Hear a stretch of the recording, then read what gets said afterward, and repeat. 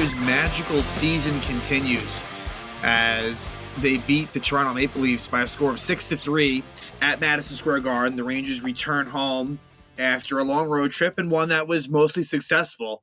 And in this game against a really good Toronto Maple Leafs team, this is like a good test against the team that the Rangers have struggled against this year, even though the Rangers won the first game against Toronto. That was really because Shesterkin was, like, if I think back to all of his great games this year, that one might be number one. I think it actually is.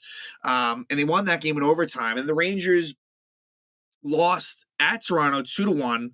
And that was a game in which it was a bit of a rough start, but the Rangers did have a very strong third period. So it wasn't like it was such a terrible effort, but still, Toronto was a challenge, and they've been, one of the better teams in the National Hockey League. And the Rangers got off to a really rough start, and maybe you can attribute that to first game back after a long trip.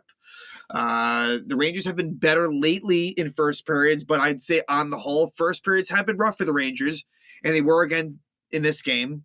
But a really nice comeback, a really good second and third period, and just they just keep on winning. 26-10-4. It's really remarkable. It's been fun. It's like they just continue to surprise. They're surprising me. They really are. I did not think that it would go this well, but it's just been so much fun to watch. This is a really entertaining game. Were there mistakes? Yes. This was definitely not one of their best games.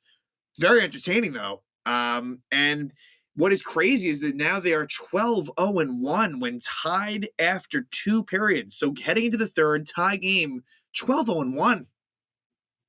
That is crazy. Like, that would be a stat, like, when you're leading after 12-0-1. Okay, that would be, and even that would be really good.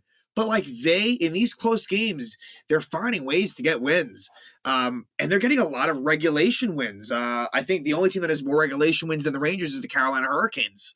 So, like, it's not always pretty, but the Rangers, there's a lot of good individual talent. But the story of tonight's game, I've already waited too long. Ryan Reaves is the story of this game more than anyone. Ryan Reaves, who hadn't scored a goal as a Ranger, was effective. I'll also be fair. I also stated that I didn't think that Ryan Reaves is someone that should be a definite in the lineup every night. Now, given the state of the Rangers forward situation, he is. Because there's other, let's just call it slight dead weight that, like, would be a healthy scratch even before he is. And we'll talk about that. But Ryan Reaves, 2 goals. Not just 1 goal, but 2. And when the Rangers were struggling, that fourth line with Reaves, Rooney, and McKegg were key in this game. So a lot of returnees from COVID, Goodrow and Lafreniere. Unfortunately, all of the kids, or let's just call it like all the forward Hartford crew, is all essentially gone. Morgan, the last one that lasted, Morgan Barron, I'm not sure whether he was sent to the taxi squad or down to Hartford. Either way, playing time for him is going to be rough, unfortunately. So Barron not in the mix. So now you have 13 healthy forwards. What I thought might happen is and I'm not saying I would have agreed with this. I guess hindsight's 2020, and I guess it's easy to call it now. But Dryden Hunt is someone who, before he got hurt, he was struggling. It was a great story. He wasn't a healthy scratch once, so this is actually the first time Dryden Hunt was a healthy scratch. I thought he would be in the lineup, and it turned out Greg McKegg found his way back in and was actually very effective. And you know what? To be fair to him, he's been better lately. McKegg has honestly been a lot better. So he was on that fourth line with Rooney and Reaves. And you know what? Between McKegg and Hunt, 2 players that, McKegg's been around in the league a little bit longer, Hunt not as much so, but these are not like future pieces. Dryden Hunt, even though, he's not old necessarily, he's not, but, he is a fourth line type guy. And, he earned his way onto the club, but it doesn't mean that he belongs in the lineup. But Greg McKegg, who can kill penalties, he is versatile. Like, he can play center, he can play wing. In your ideal lineup, is Greg McKegg in it? No, he's not. He's definitely not. But you know what? Give him credit because he's been better lately, and he was good in this game too. So that line Kevin Rooney was showing some speed, was making things happen. And and Ryan Reaves with 2 goals. Like that is when Ryan Reaves scores twice, you better win, and they did. But what's interesting, someone I could see Dryden Hunt going back into the lineup, and I think the guy that it would be for, in my opinion, would probably be Julian Gauthier. That's the guy who I think is at risk of being a healthy scratch. So I think McKegg right now is very much secure in that lineup for now. It can change, but I think honestly, I think it might be between Hunt and Gauthier, depending on the matchup, depending on the situation. I that's what I see right now. I think to me, crazy and so in essence, Greg McKegg is the 11th forward, and that's not even counting. I hate to say it, but Lafreniere and Kako, like they are not really part of the story. They're just simply not. Say what you want, but it's other guys. Like I said, it's more so players. I mean, there's the obvious players, and look, Philip Heedle's a guy who is fortunate to be in the position of playing with Panarin and Strome. But you know what? It's a good experiment to see how he does on wing, and it's come with okay results. He makes a lot of mistakes, but it's come with all right results. As far as the game is concerned, the Rangers get off to the first period was brutal. It really was. And right away, like from the outset, 2:44 in, Mikheyev scores on a really bad turnover by Ryan Lindgren. Lindgren's game would improve for sure. That Lindgren-Fox pair was actually very, very solid. I mean, especially Adam Fox. Adam Fox had a tremendous game, but Mikheyev scores in front. Like I said, bad turnover by Lindgren that leads to the goal, and it gives Toronto 1-0 lead. And then right after that, about 30 seconds later, Chris Kreider is called for a tripping penalty, and that Ranger penalty kill, which has been good, and which would redeem itself as the game went on. But Toronto's got a strong power play. It's a goal by Mitch Marner, and it's actually Mitch Marner's first power play goal in about 100 games, or I think like 100 games, which is crazy for a guy like him. He is more of an assist guy, but still, Marner with the power play goal, his first power play goal since like February of 2020, so since before the pandemic. And that gives Toronto an early 2-0 lead. And then to make matters worse, Ryan Reaves, right after that, he takes a tripping penalty, but the Rangers kill that off. And it's a good thing they did. And then later in the period, and really, it was a good hit by McKegg that kind of got it going. And Greg McKegg, he is a former Toronto Maple Leaf. He was actually drafted by the Maple Leafs in 2010. And so Adam Fox, eventually the puck goes to Fox, who gets it over to McKegg, and McKegg makes a really nice backhand pass to a wide open Ryan Reaves in front, and he puts it past Jack Campbell to cut the lead to 1. Unfortunately, though, 5 minutes, and before the Reaves goal, the Rangers did have a power play that was unsuccessful. The Rangers had 2 power play chances tonight. Didn't look too good. Like the main power play unit did not look good, but also keep in mind the Maple Leafs have really good special teams, like even better. Like I would even go as far as say better than the Rangers, and that did actually show tonight. So it's very nice to see the Rangers 5-on-5. We're at least on the score sheet the better team. But unfortunately, Michael Bunting scores to give the Leafs a 3-1 lead with 2:10 left in the period. Awesome. Not a great job by Mika Zibanejad in the neutral zone as Matthews just goes right by him. Mika, as the rest of the team, they weren't engaged enough in the first, and eventually it leads to a Michael Bunting goal. So Shesterkin gives up 3 goals in the first. And honestly, the goals weren't terrible, but you never, for someone like him who honestly, he's a Vezina Trophy, he's in the conversation, not only as a finalist, but potentially to win the whole thing. But give Igor credit, he shut it down from there.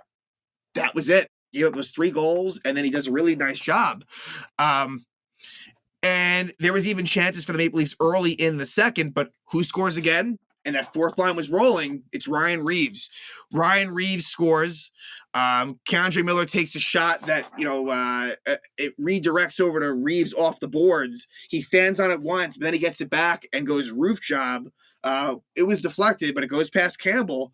And, that gives the Rangers momentum. And it Reaves again cuts the deficit in half.